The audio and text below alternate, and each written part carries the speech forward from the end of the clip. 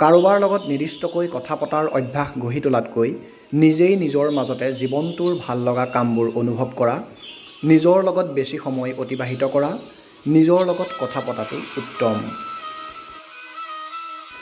আত্মকেন্দ্ৰিক মানুহে প্ৰায়েই তেওঁলোকৰ নিজৰ কথা চিন্তাত মগ্ন হৈ থাকে আৰু তেওঁলোকক সহায় কৰা মানুহক পাহৰি যায়।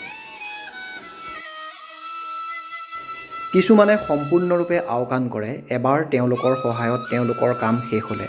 এনে মানুহ সুবিধাবাদী আৰু তেওঁলোকে চাতুৰি কৰি কাম সম্পন্ন কৰিবলৈ চেষ্টা কৰে। এজনে আনজনক সহায় কৰিলে সামাজিক যোগাযোগ উন্নত হয়, আত্মসন্মান আৰু দক্ষতা বৃদ্ধি পায়। আনক নিস্বাৰ্থভাৱে সহায় কৰিলে সামাজিক সংহতি বৃদ্ধি পায়, যিয়ে মানুহক অধিক সক্ৰিয় জীৱনশৈলী গ্ৰহণ কৰিবলৈ অনুমতি দিয়ে।